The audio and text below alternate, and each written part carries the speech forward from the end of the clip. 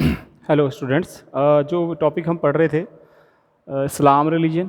तो आपने पिछले में देखा कि कैसे इस्लाम भारत में आया है ना।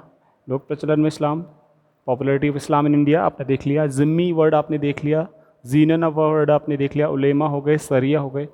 अब बच्चों इस टॉपिक को ध्यान से देखिए, टॉपिक क्या लिखा हुआ है यहाँ पे। लिखा है names for the communities. Names for the community का मतलब बच्चों हिंदी में है समुदायों के नाम। ठीक है, इस टॉपिक में बच्चों हम ये देखेंगे कि किस तरह से भारत में जो मुस्लिम्स जो आए हुए थे, बाहर से आए, वो अदर रीजन से, दूसरे क्षेत्रों से, उनको क्या नाम दिया गया। मेन बात यह है कि किस एरिया के मुस्लिम्स को क्या कहा गया इंडिया में, और उनको मुस्लिम नहीं कहा गया लॉन्ग पीरियड तक। ठीक है, तो आइए टॉपिक पर हम इस टॉपिक पर हम डिस्कशन स्टार्ट करते हैं। ठीक है, आइए स्टार्ट करते हैं। जैसा कि बच्चों आप स्क्रीन पर देख पा रहे होंगे, यहाँ पे लिखा हुआ है समुदायों के नाम, यानी कि नेम्स ऑफ कम्युनिटीज़। ठीक है ना। अब इसमें क्या लिखा हुआ है मैं बता दूं आपको कि जैसे बच्चों भारत में जो विदेशी आक्रमण होते थे ना, जो विदेशी आक्रमण मतलब जो अटैकर्स आते थे बाहर से, या विदेशी आक्रमण हुए, रूलर्स जो इंडिया में आए, वो अलग अलग एरिया से आए थे। जैसे मैं आपको बात करूँ, अभी हम बात करें मुस्लिम्स के बारे में, तो अलग अलग क्षेत्रों से मुसलमान भारत में आए। अलग अलग क्षेत्र, अलग अलग रीजन मतलब, है ना। जैसे कोई तजाकिस्तान से आया, कोई उज्बेकिस्तान से आया, कोई तुर्की से आया, कोई अफगानिस्तान से आया, कोई हो सकता है कोई ईरान से आया, कोई इराक से आया, है ना। तो फारस जिसको कहा जाता है। तो अलग अलग क्षेत्रों से मुसलमान भारत में आए। ठीक है, तो भारत में विदेशी आक्रमणों के बाद अलग अलग क्षेत्रों से मुसलमान आए। कभी भी 8वीं से लेकर के 14वीं सदी तक के ग्रंथों में, जो कि संस्कृत में लिखे गए मान लीजिए, वो मुसलमान शब्द का प्रयोग नहीं करते हैं, नहीं किया गया है। यानी कि भारत में जो संस्कृत ग्रंथ 8वीं से लेकर के 14वीं सदी तक लिखे गए, उनमें किसी भी संस्कृत ग्रंथ में मुसलमान शब्द का प्रयोग नहीं किया गया। तो अब हम बात करते हैं कि उनके लिए क्या शब्द का इस्तेमाल किया गया।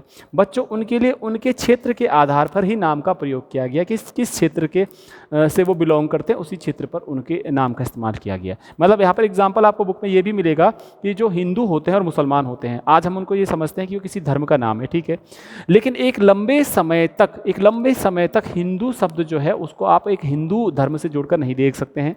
जैसे कि आपको पता है कि जब यूनानी जो ग्रीक लोग थे, उन्होंने अटैक इंडिया में किया, क्योंकि आपको क्लास 7 की हिस्ट्री का जो पहला चैप्टर उसमें दिया हुआ है, और उन्होंने जो कि इंडस रिवर, जो जिसको हम सिंधु नदी कहते हैं, उसको इंडस कहते हैं, और ग्रीक वर्ड इंडस से थोड़ा मिलता जुलता है, इंडस। तो इंडस रिवर के आधार पर उन्होंने इंडस रिवर के इस तरफ रहने वाले लोगों को इंडू कहा, और धीरे धीरे वो इंडू वर्ड होते होते हिंदू हो गया। यानी इसका मतलब ये नहीं है कि सिंधु नदी के इस पार रहने वाले सभी लोग उस समय हिंदू थे। कोई भी हो, जैन हो, बौद्ध हो, उस समय सब हिंदू हो गए। तो एक जोग्राफिकल एक वर्ड हो जाता है कि भौगोलिक शब्द है हिंदू उस समय के हिसाब से।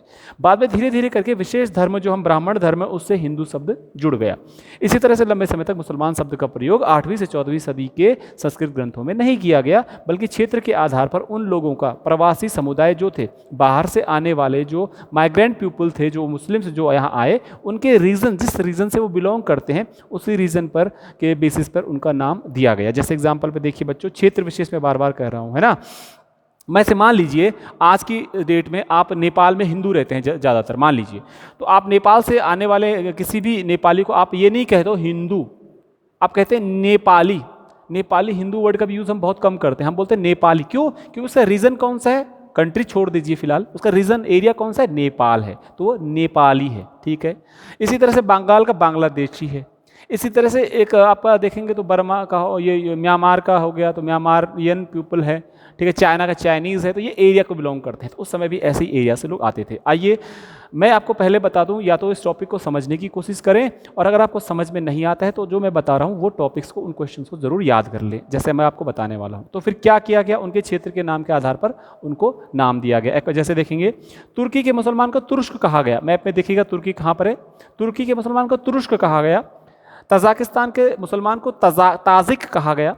फारस के मुसलमान को पारशीक कहा गया। फारस के मुसलमान को पारशीक कहा गया। ये वाला जो मैंने क्रॉस किया हुआ है, उज़्बेक होते हैं, उज़्बेकिस्तान के मुस्लिम्स को उज़्बेक कहा गया। तो मुगल जो एम्परर थे, मुगल दरबार जो होता था ना बच्चों, आपने सुना होगा मुगल दरबार या मुगल अकबर वगैरह, इनके दरबार में ऐसे कहते थे, उज़्बेक मुसलमान, तुर्क मुसलमान, ताजिक मुसलमान, एक कैटेगरी अरबिक मुसलमान, ऐसे वर्ड्स यूज़ होते हैं, किस एरिया से बिलोंग कर रहे हैं। ठीक है, क्योंकि आप 11वीं क्लास में अच्छे ढंग से इस्लाम को पढ़ चुके हैं, तो आप इनका वर्ड का मीनिंग जानते होंगे कि किस मुस्लिम की इंपॉर्टेंस उस समय ज़्यादा होगी। अरेबिक मुस्लिम, पर्शियन मुस्लिम, सीरियन मुस्लिम, स्पेनिश मुस्लिम। ठीक है, तो तुर्की का मुसलमान तुरुस्क है, तजाकिस्तान का ताजिक है, पारस का मुसलमान पारसीक है, उज़्बेकिस्तान का उज़्बेक है। लेकिन ये बाद में आते हैं, थोड़ा सा लेट में आते हैं, जैसे वो जब बाबर आता है ना उस समय, तो ये आपको मेंशन नहीं करना है।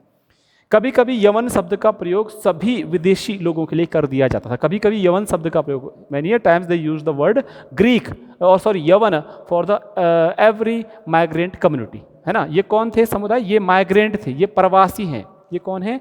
ये माइग्रेंट लोग हैं, प्रवासी हैं जो भारत की तरफ चले आए हैं, ठीक है। यवन शब्द को ध्यान में रखिएगा, और यवन शब्द के बारे में आप पहले से ही जानते हैं कि यवन शब्द जो है पहले ग्रीक या यूनान के लोगों के लिए प्रयोग किया जाता था। धीरे धीरे कोई भी विदेशी भारत आया तो उसके लिए यूनानी शब्द का या यवन शब्द का प्रयोग करने लगे, ठीक है, ध्यान रखिएगा।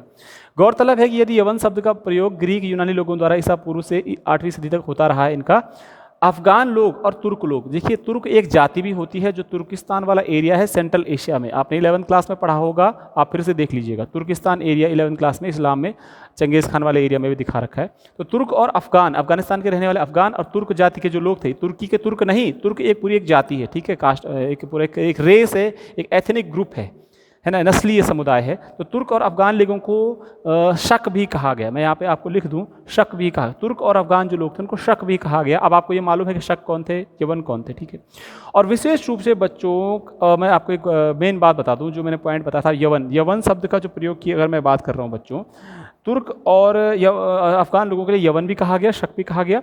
और विशेष रूप से एक शब्द यहाँ पर लिखा हुआ है बच्चों, ये म्लेच्छ, म्लेच्छ शब्द का प्रयोग, म्लेच्छ शब्द का प्रयोग किया गया विशेष तौर पर सभी प्रवासी समुदायों के लिए, सभी के लिए कर दिया कि म्लेच्छ है, ये म्लेच्छ है। म्लेच्छ शब्द को आमतौर पर संस्कृत ग्रंथों में हीन माना गया है, इन्फीरियर वर्ड माना गया है। ये it creates the inferiority complex in those migrant communities, मतलब ये थोड़ा लोअर कैटेगरी वर्ड माना जाता है म्लेच्छ वर्ड, ठीक है, संस्कृत के ग्रंथों में। तो सभी कम्युनिटीज़ के लिए कॉमन वर्ड था म्लेच्छ, यानी कोई मुस्लिम हो, कोई भी अटैकर बाहर से है, वो म्लेच्छ है। आपने सुना है शक लोगों के लिए भी म्लेच्छ वर्ड यूज़ किया गया, ग्रीक लोगों के लिए म्लेच्छ वर्ड यूज़ किया गया, ठीक है।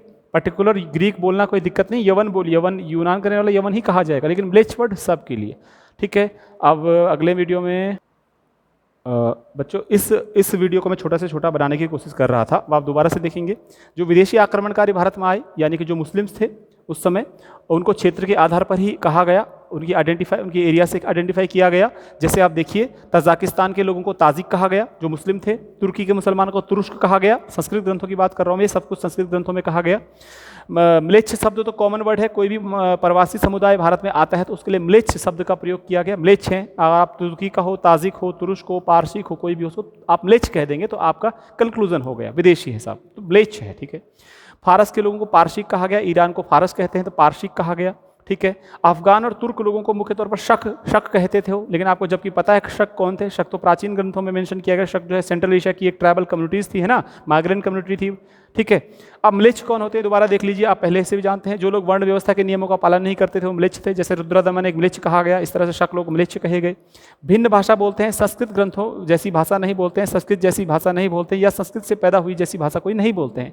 ऐसा माना जाता है कि संस्कृत भाषा से कई भाषाएं भारत में पैदा हुई हैं, लेकिन जब विदेशों से आएगा, कोई सेंट्रल एशिया से आएगा, मध्य एशिया से आएगा, तुर्की से आएगा, तो कैसे वो संस्कृत जैसी भाषा बोल सकता है, तो अलग भाषा बोलते हैं, वर्ण नियम का पालन नहीं करते, उनको तुच्छ समझा गया, नीच समझ, they were categorize as the lower level of people, they have the lower status in the society, म्लेच्छ कहा गया, है ना, उनको जब घृणा की दृष्टि से देखा जाता था समाज में। ब्राह्मणों ने अधिकतर नाम दिया म्लेच्छ, सब म्लेच्छ हैं ये, ठीक है, इनको म्लेच्छ कहा गया, ऐसा कहा उन्होंने।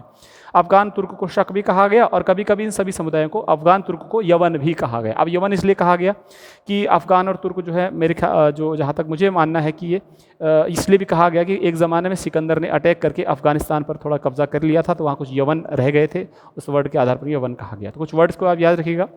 कुल मिलाकर मुसलमान शब्द का प्रचलन भारतीय संस्कृत ग्रंथों में लंबे समय तक नहीं था, बल्कि किसी क्षेत्र विशेष की पहचान के आधार पर ही उनको उनके नाम से पुकारा जाता था। तो ताजिक को याद रखिएगा, तुरुष्क का तुरुष्क को याद रखिएगा, म्लेच्छ वर्ड याद रखिए, पारसी की याद रखिए, म्लेच्छ वर्ड आप कभी नहीं भूल सकते हैं, एक एक नंबर के क्वेश्चन इससे बनते हैं। थैंक यू वेरी मच, आप देखेंगे